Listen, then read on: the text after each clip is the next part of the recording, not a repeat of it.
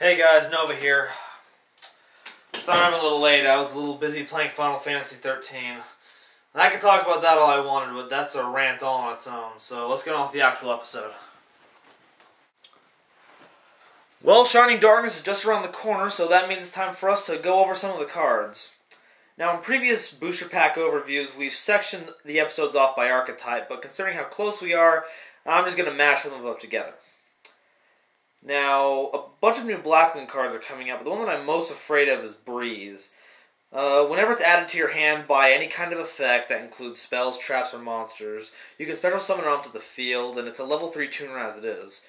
Its only restriction is that it can only be synced for a Blackwing monster, but I'm sure Blackwing users won't have a problem with that, considering that they'll most likely abuse Breeze by using Black Whirlwind and Sanguine to bring it out, which will mean that they'll have even faster syncing ability than they've always had. Then there's Koa'ki Meirus. They're getting quite a few cards that I think will boost them up. They've been getting support steadily, but I think this will bust them over the edge.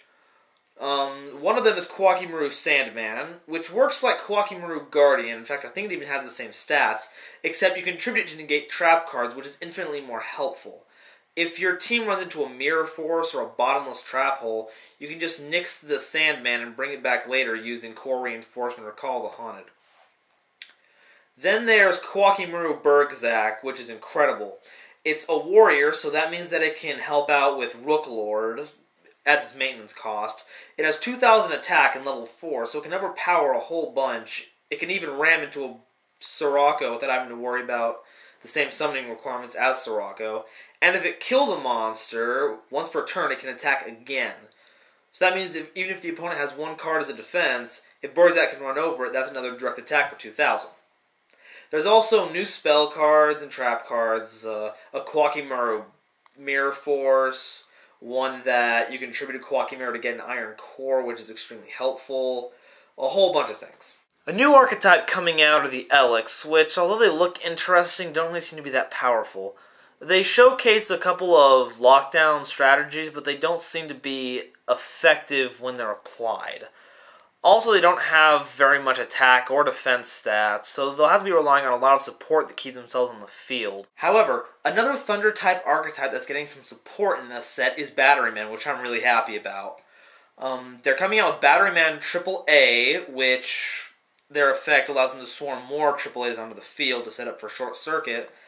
And then there's Batteryman Fuel Charger, which acts as kind of a mini Bryanak and a Cyber Dragon, which will help set up for more Short Circuit OTKs. And let's not forget Infernities. Those guys are powerful. It's basically an all-or-nothing deck, which revolves around the zero-hand combo, as Kieran from the anime would put it. If you don't draw what you need or aren't able to put everything out of your hand, nearly first turn, you're kind of screwed. But I've fought some proxy decks, and they're able to do just that with a very high percentage of success.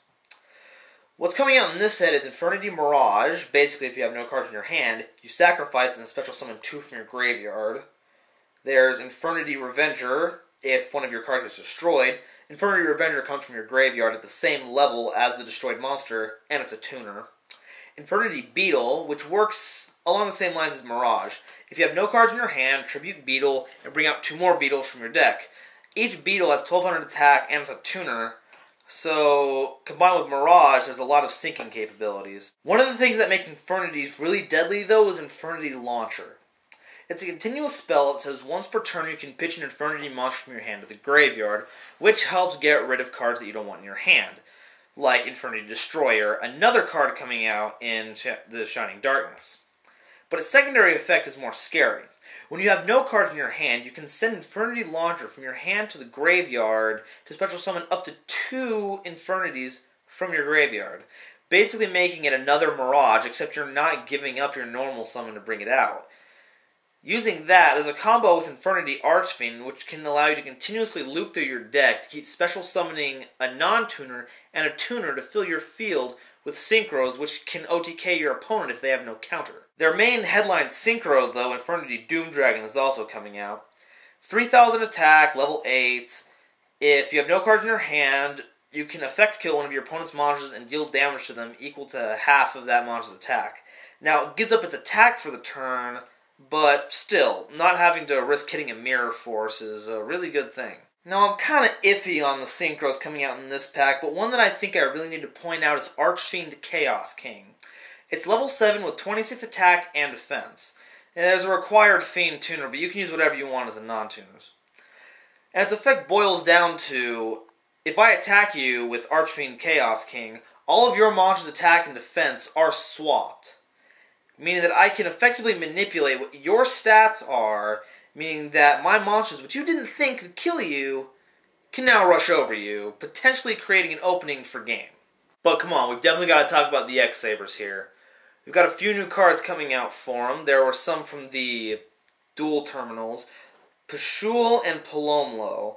Now, Palomuro kind of scares me because it's coming out as a common, and there's already an infinite life point loop with him, with Rainbow Life and 2 Palomuros. It's a little scary. I don't know how many of this we're going to see, but it's kind of a dangerous prospect we're dealing with. There's also XX-Saber Boggart Knight, which is basically your marauding captain. You normal summon him, you special summon a level 4 lower X-Saber from your hand, which is basically any of them, save for Guard Strike and Full Troll. Now, being able to bring out 2 with 1 summon makes Full Troll drawing on your first turn less of a dead draw. Lastly, there's Saber Vault, which is kind of a hit and miss card to me. It's a field spell, which will make it kind of vulnerable, but its effect can set up for some good combos.